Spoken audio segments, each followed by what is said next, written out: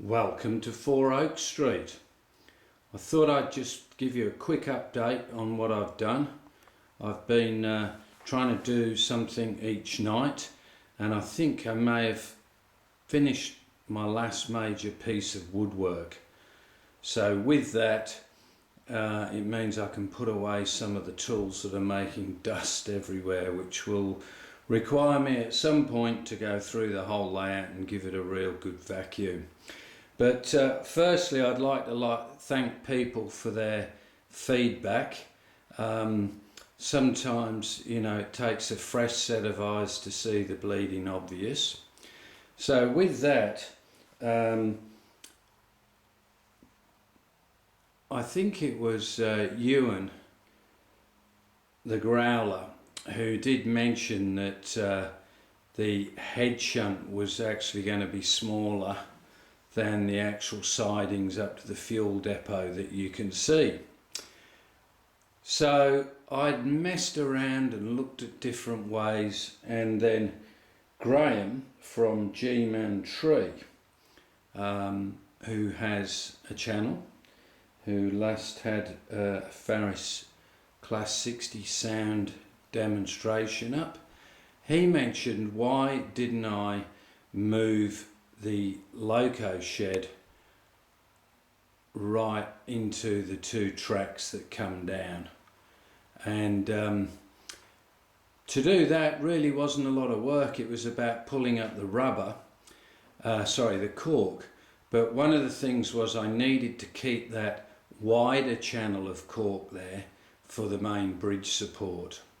So I'll just show you a bit more of that, but now you can see a bit of an idea of how this is going to play out. So the fuel depot is there with a building that I bought, and you can see the incline or the decline down into the TMD, and I've done a little bit of work on the bridge that will go across, which more than likely will be the last piece to complete the circuit, because I'll need to make sure the TMD is fully operational, all the points working before I put that bridge in. And I'm thinking about ways of how I can make it so I can take it off, but more of that later. So we'll just go down to the TMD.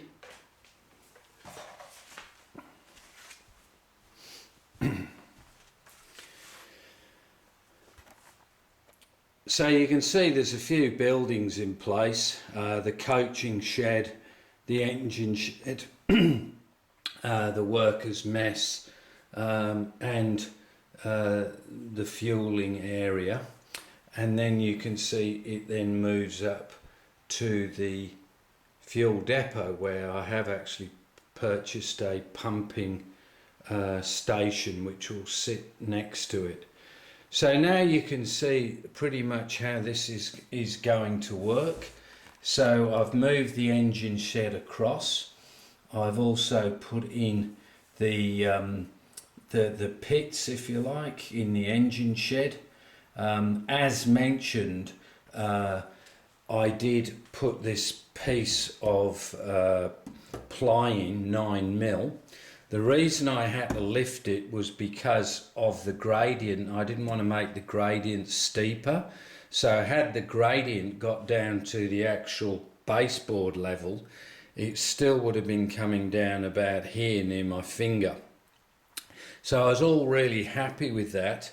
But then when I came to do some work on the bridge, I realized that this curve here, where my finger is actually starting to rise just where the bridge comes across, and the clearance was just not enough. So that then got me thinking, how am I going to solve this problem? So I tried putting a bit of an S in this bridge to try and bring the bridge, if you like, at not such an angle, a bit squarer. So it would have meant the tracks coming down here and then doing this bit of an S, but it just did not look right. So I cut wood, I got it all done, I was doing all sorts of things, I wasted a whole night and then I just thought there's got to be a better way. So what I came up with is quite often these bridges actually don't have ballasted track on the actual bridge. Some of them they lay the track so straight onto the girders. So what I realised was that my cork is 3mm. So essentially I could have the bridge, which will start about here, this girder bridge.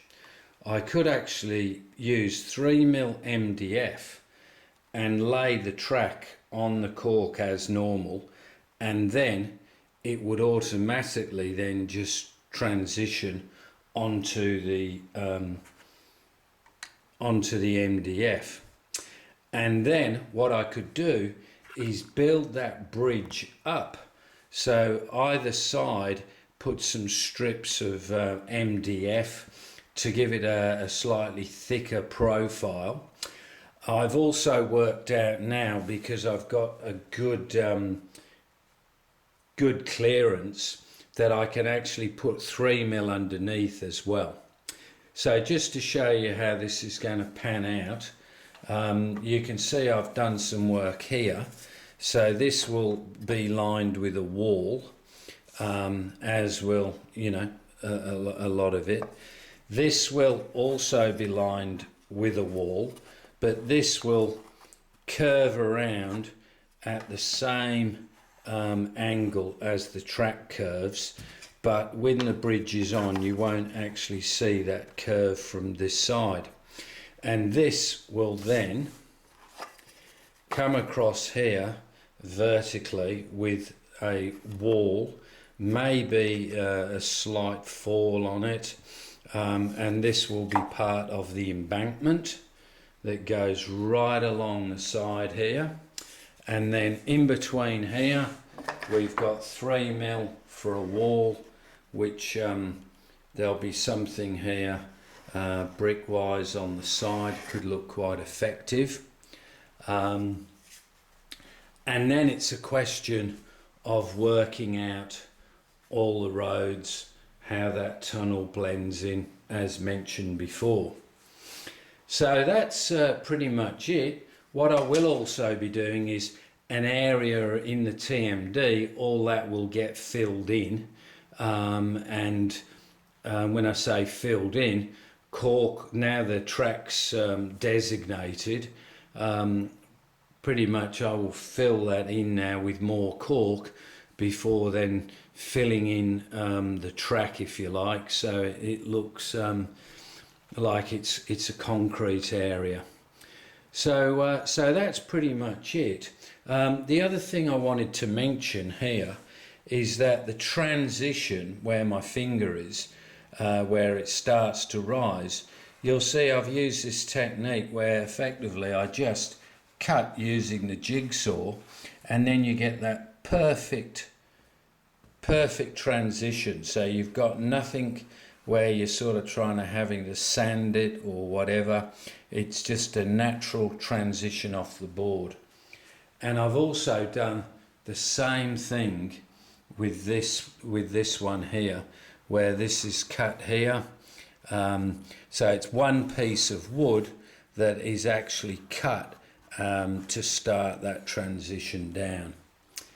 Now, just one thing in terms of cork, what I worked out was if I use 22mm, this piece of wood is exactly 22mm.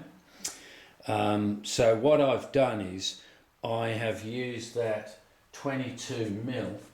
So looking at a template like this, if you have 22mm, and then I've got that using the Pico spacer. But what I do is I buy my cork in a sheet. So I have a block of wood that I push the sheet up to so it's perfectly square. Then I put this 22mm piece butted up right against it, and then I made this little tool which is basically just a knife blade on a block, and then all I do is I just run that along the side there, and lo and behold you end up with 22mm strips. So I find that probably a bit cheaper than buying it in rolls, but and it's 3mm that I use. So effectively now I suppose now it moves on to track laying. So I just have to get my track laying head back on, and also start thinking about the wiring. I've gone and ordered 16 point motors. Actually I've ordered 18. The DC Concepts Cobalts. I've decided to go with the IP, not the digital one. I've decided I'm not going to go down that track. I think the layout, I don't know, I'm just happy, I suppose, to have trains running round and control them either with the controller, or I use that Wii throttle where you can actually have four throttles. So anyway, I'll give that a go. If down the track I want to go that way, well, I'll just have to cross that bridge when I come to it, I suppose. But I'm looking forward to the day when that train will turn around, go across that bridge and back right around and back into that town, down the helix and up underneath. But yeah, and it will be good to finally clean all this room up. That's my work station there, and various other bits and pieces. So that's pretty much it. So just a big thank you to all those that comment. It just goes to show a fresh pair of eyes can come up with something that that you often miss. So I do think it's important that we'll, where we can, try and support everybody's channels, because it all helps the hobby. So then I suppose we get better product.